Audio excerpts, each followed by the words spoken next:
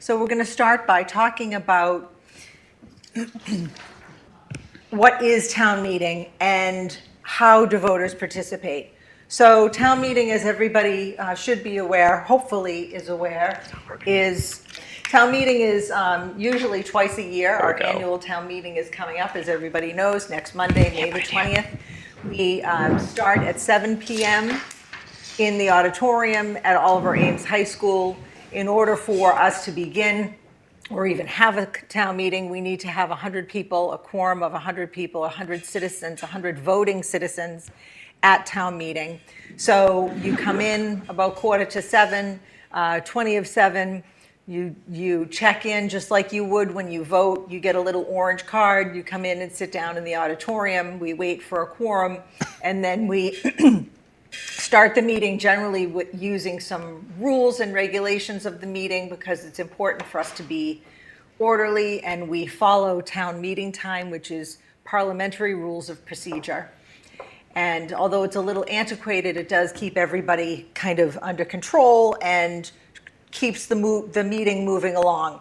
As town moderator, I'm the individual who runs the town meeting and makes sure that it goes in an orderly fashion. We then go through each warrant, and if you have seen them before, somebody from the select board will get up and read the warrant and then talk about the motion. Then sometimes there are presentations and discussions and then a vote.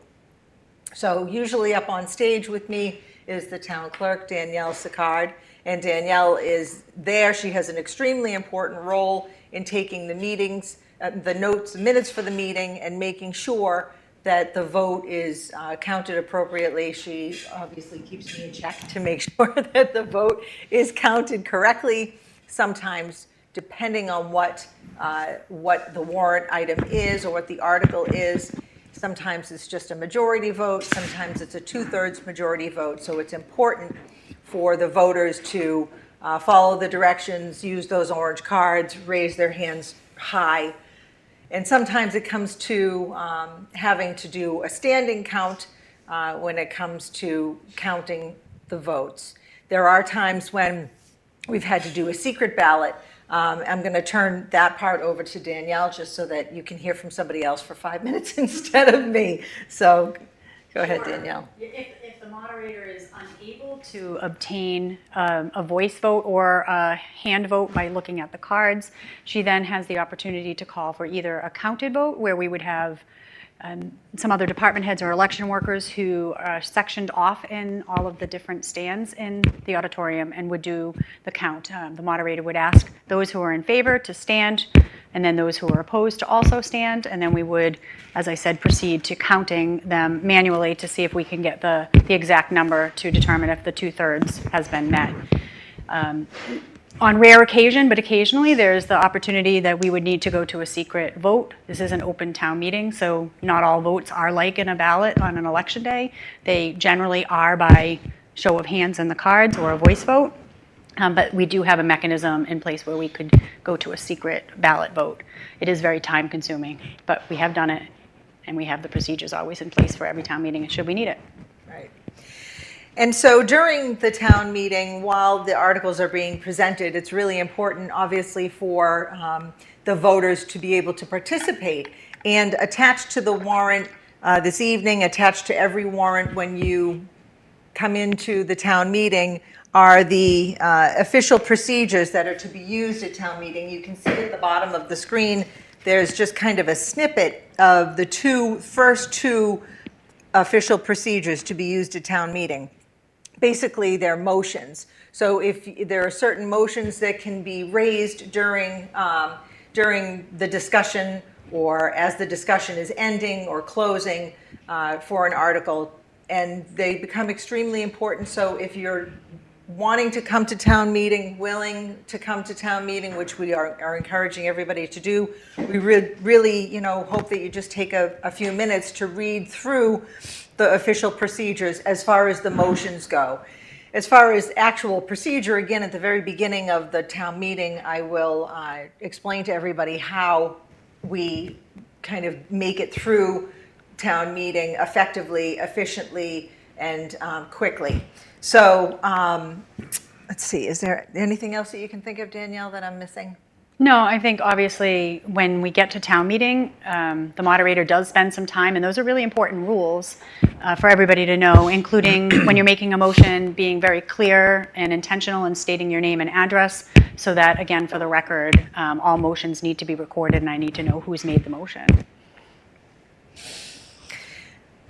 So unless there are any questions about the official procedures, in order to, I would say that if anybody, wants to get caught up on what the the articles on the warrant are, and any more information on how to participate, you can look online on the Town of Easton website to see the warrant articles if you can't see them or access them right now. If you want to stay informed as to any other material as they develop, you can sign up for the town crier. You can sign up on social media. There are certainly a number of meetings that you can go to if you're interested in accessing and listening to any particular issue that may end up coming up on the warrant, select board meetings, school committee meetings, etc. If there's anything else about that, I think I'll turn it over to Sean, who I did not introduce because I'm lame, and I'm sorry. He was busy behind the airplane mode. I'll introduce myself. I'm Sean Dugan. I'm the Assistant Town Administrator. And to pick up where Kate had left off, an important part of coming to town meeting informed is to be able to have the information to be able to make those informed decisions. So we use our website as a central point of communication, or like a central hub of information, I should say. So eastonma.gov/town meeting. And we use that to post all the details that you would need to make an informed decision. So that's the warrant, and that warrant iterates over time, starting months before town meeting begins, and we iterate every time there is an updated version of that. We also have all the budget documents that you would need as the budget continues to iterate over the spring and winter months. We also have information about accessibility. If you need an assistive listening device or any other accommodations, there are options for us to be able to help you with that. And we list that in the warrant, but we also try to push that out because we recognize that not everyone's perusing the warrant or the town meeting website. So we also push that out through our social media, like Kate, the town moderator said, the town crier. But we also recognize that not everyone's digitally connected. So we also have posted copies of the warrant in town buildings, as well as we mention these at open public meetings as well, so people can remember the important dates as we go through the process. And then we also have physical signage around town to remind people of the important dates. And we try to push back always back to the website, so because that's where you find the breadth of information that you need to make those decisions. So we try to use that as the central hub, and then connect people in a two-way form of communication to get them to be as informed as possible before they make it to town meeting. So unless there are any questions, comments? No questions from the audience? No. Okay. So we'll move on to the next point on the agenda, which is, what is the warrant? And who prepares the articles? Sure. Thank you, Kate. So Connor Reed, I'm the town administrator. One of my responsibilities is serving the select board. The select board in an open town meeting form of government are responsible for calling for a town meeting and doing something that's called opening the warrant, which basically is just soliciting articles from boards, committees, departments across the town and school to submit items that will be acted on by the town meeting. So although it's called a warrant and the action items are articles, it's really, you could think of it as a business agenda, and the articles are just the items that are going to be acted on by the voters at town meeting.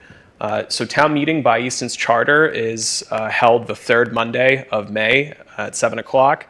And so we really, in our office, back a lot of our work basically immediately after the new year out from that charter date.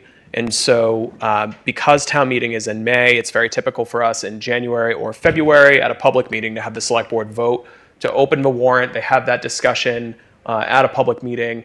They send information to the various boards and committee chairs. We rely on almost 200 citizen volunteers across our boards and committees. Many of those are ad hoc committees or advisory committees, but a lot of them are also regulatory and have significant legal authority on behalf of the town, like the Planning and Zoning Board, the Zoning Board of Appeals, Community Preservation Act Committee. So we notify those folks that town meeting is coming. We give them a deadline to send their articles to my office. We pull that together, usually beginning in February. And so as Sean touched on, under the law, we have to post a warrant, I think 7 days in advance of an annual town meeting. But we start publishing drafts of that document usually 2 to 3 months ahead of any given town meeting. These are legal documents, they're relatively dense, so although we could wait until 7 days before, we don't really think that that's the right way to do it. And so we make that available early, and the select board holds meetings, usually 2 per month, every month, and throughout winter and spring every year, they review the articles that have been submitted by those boards and committees. Warrants are finalized or closed by a vote of the select board.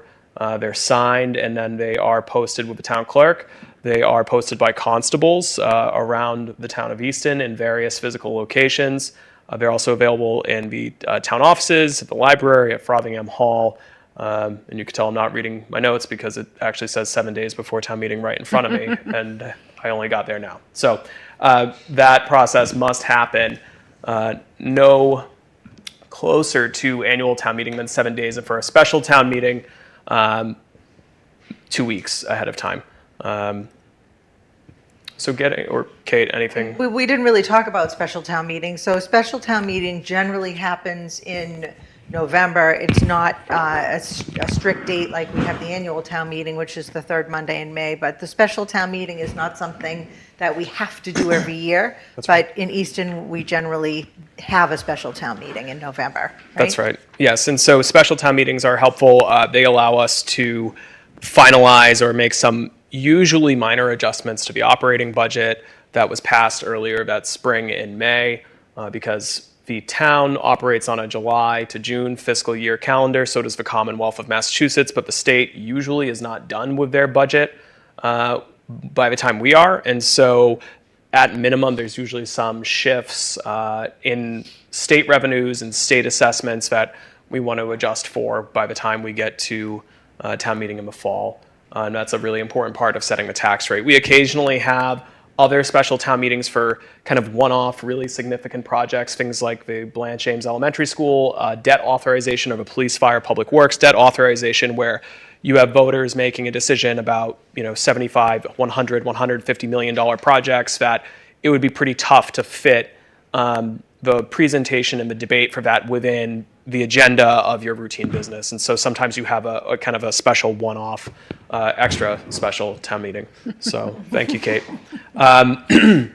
So what does town meeting decide and what does it not decide? And this is something that comes up from time to time. And when we were thinking internally and talking with the moderator about having an information session, this is one of the things that we think is important because if you aren't someone who watches municipal board meetings for fun, which very few people do, town meeting can be an intimidating format.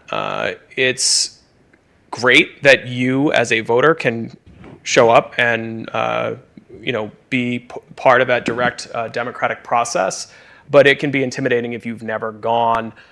Most people, public speaking is right behind death as things that we're the most afraid of, and so going to something new and standing up in front of, depending on what's on the warrant, 100 to 1,000 neighbors and saying, can someone please give me a really quick rundown of what my responsibilities and rights are, is not usually how it would go. So there are really important decisions that town meeting makes, and there's important decisions that the executive branch, so to speak, makes. And so in Easton, an open town meeting form of government, if you're a registered voter, you're qualified to participate in town meeting, period. There's no kind of ifs, ands, or buts, and we hope people do participate.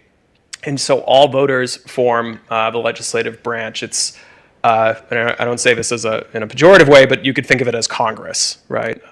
And The executive branch duties are shared in Massachusetts towns on the municipal and town side between the select board, is the chief elected board. It's a 5-member board elected directly by voters, and they appoint a town administrator to manage the day-to-day affairs, hiring, that type of thing.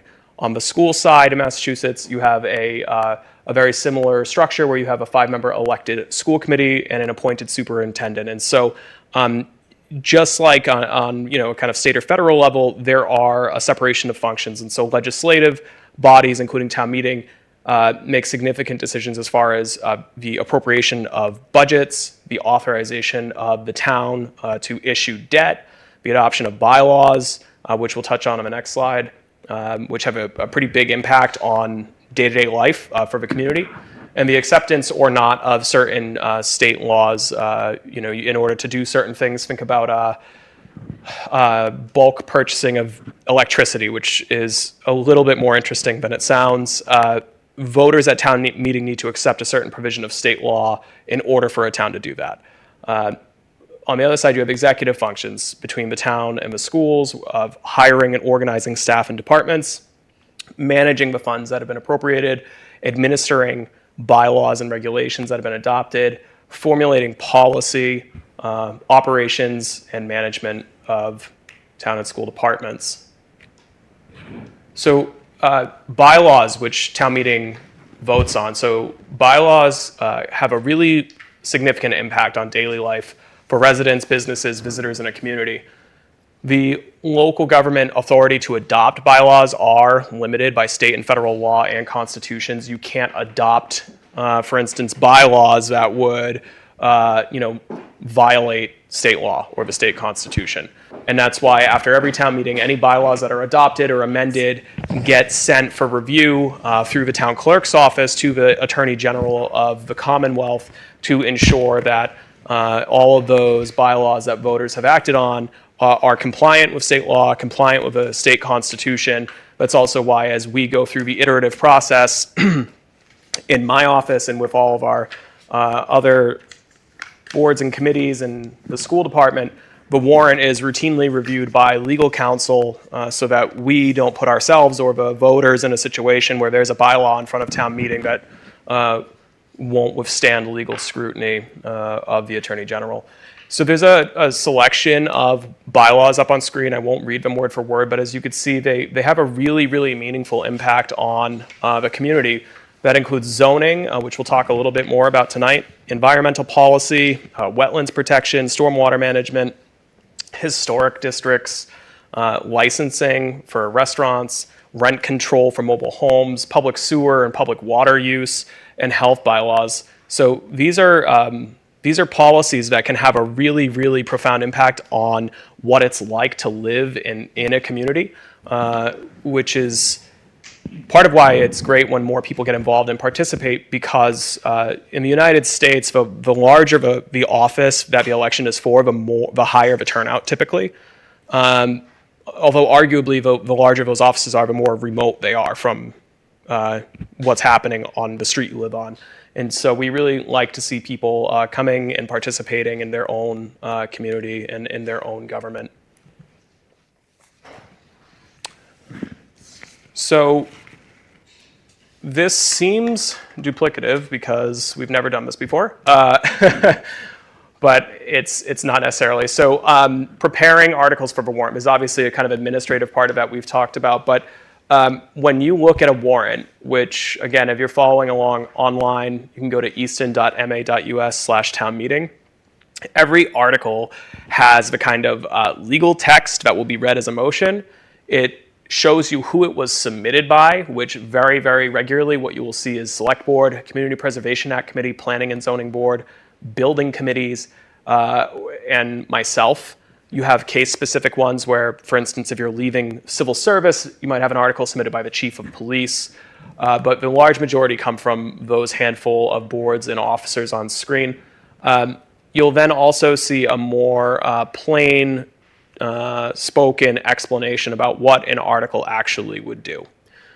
And so we're going to, in the next few slides, invite a few of the other folks here to talk a bit about what their processes are to pull together the actual content for town meeting, because one of the things that we hope the folks who are watching remotely come away from this from is an appreciation and understanding for the fact that town meeting is it's a big deal, it's a big night, but it is the final step in what is usually 6 to 12 months of public iterative process by a lot of boards and committees and departments. So articles on a warrant can also come from a citizen petition or any other department or board or committee with relevant jurisdiction. So I noted you might have one from the police department occasionally. Other times with something like a plastic bag bylaw, you might have something coming from a Green Communities Committee or something of that nature.